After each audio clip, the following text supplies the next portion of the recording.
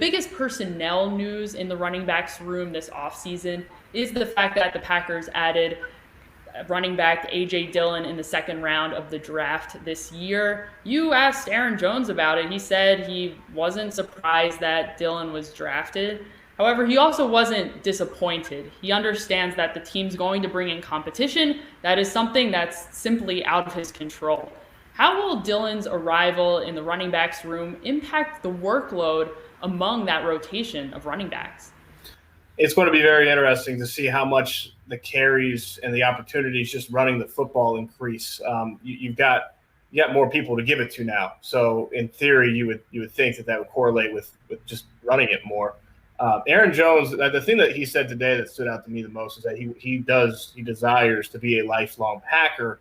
I desire to have $1 million. I mean, you don't always get what you want in life, and certainly with a running back and the realities of the market and how difficult it is for running backs to get what they believe their value is on the open market, it's far from a certainty that he's going to be a lifelong running back. We'll see what happens.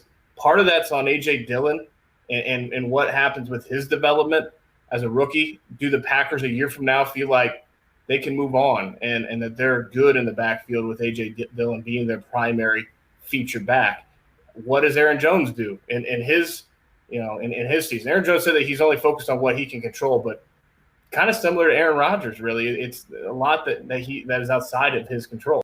With Jace, I think it's just being consistent, understanding his role, where he fits so that he field and understand what he needs to do to get his. I mean, he has an element of speed, very impressive. He's got fearlessness, aggressive. So he has a lot of intangibles, and being able to be consistent, both being available and he needs to accomplish on the field is going to be huge. And if he gets, he's going to be a guy that potentially can help us.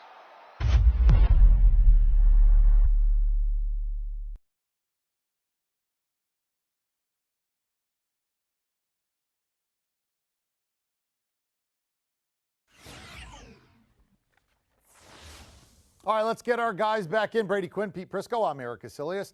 NFC North reporting to the dance floor. 3 good teams, and let's see what we have with Detroit. Interesting. Everybody plays everybody week 1. So let's start with Green Bay. Open at Minnesota.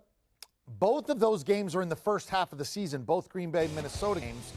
And then after those first 2, at New Orleans and Atlanta, those are both primetime games, back-to-back weeks, week 3, week 4. And before they play that Tom Brady, they get a bye early on.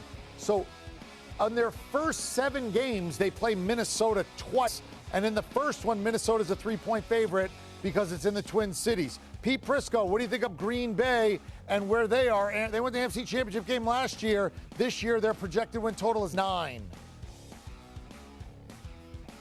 Yeah, that's because, the people look at their differential from a year ago and don't think they were really a 13-3 team. And to be honest, they probably weren't. But you got there. You can't take it away from them. They went to the championship game. They didn't play well in that game. Didn't do a lot to help this team right now in the draft, which is a big concern of mine. I think when you look at it, they traded up to get Jordan Love. That doesn't help them this year. They drafted the big back, A.J. Dillon, when they have 2 backs that can do the job. That's probably not going to help them much this year. You look up and down their draft board, did they get much help at all from that draft? I don't think so, and that's the concern. But the flip side is, this is Aaron Rodgers' second year in Matt LaFleur's system. He'll be much more comfortable running the offense, so they should show some improvement there. They'll decide who they are in the first 8 weeks, first 8 games of the season. Think about this. At Minnesota, week 1. At New Orleans, week 3, like you mentioned. At Tampa, week 6. At San Francisco, 9. We'll know who they are after that stretch of games. I still think they're the best team in the division, and I do think they get over that 9 wins, though. I'm with Pete. They're the best team in the division. They will win double-digit wins this year. Their schedule is tougher in the first half than it is the back half for the matchups that Pete pointed out. They go back-to-back weeks on the road in weeks 6 and 7. But outside of that, I wouldn't say it's easy sailing in the second half, but it gets a little bit easier. I'm really most curious, though, to see what happens week 9. That matchup versus San Francisco. I said it earlier tonight, and I do mean this. I think it'll be interesting with the additions that they made in the draft, the decisions I really should say they made in the draft. If they can't figure out a way of closing the gap on the San Francisco 49ers. I think a team that people look at as being the team you have to beat if you want to try to get to a Super Bowl, given what they did last year. How is Rodgers going to feel after this year? How are the Packers going to feel? What's that going to look like at the end of the season if they can get past the San Francisco 49ers and they don't continue to build out around Aaron Rodgers, instead build life after Aaron Rodgers? So that's the most concerning thing for me moving forward. I do think they'll take strides offensively purely because it's the second year in Matt LaFleur's system, unless they try to do something completely different than what I think they should do and morph into what the 49ers are on offense. Matt LaFleur sits from that tree, and you wonder if the draft pick of A.J. Dillon, Josiah DeGuara, and as well as the offensive lineman, is there an effort to try to build up this team to be more of a run-first team, build things off of play action, not put too much on Aaron Rodgers' plate? If that's the case, maybe this division will be closer than people think, but I still like the Packers to win it.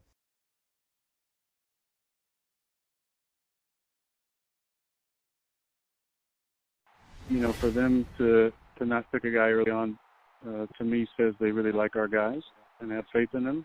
It all starts with Devontae and his abilities. He's just such a dynamic player.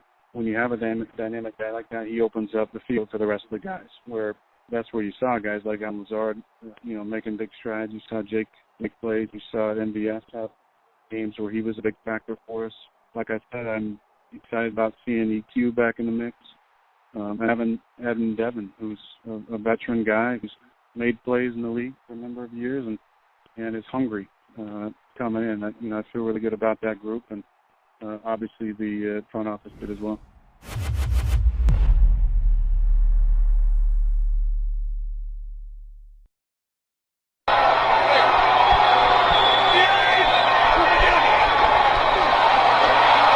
And Rodgers escapes, gets out of trouble for a first down and a whole lot more. In fact, runs down.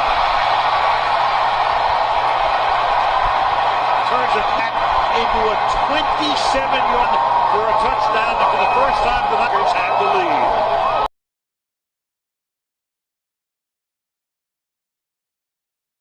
I was excited to get him back, and he did provide a great spark. I mean, he's great for our room. He's a great veteran. He's got the veteran presence to him, and has played in big games and played in playoff games. Hopefully continue to build on what we started last year. It was a great addition to us, not only on special teams, but he helped provide a spark for us on offense, and I know they were creating some roles for him. So I thought that was big, and really excited to get him back.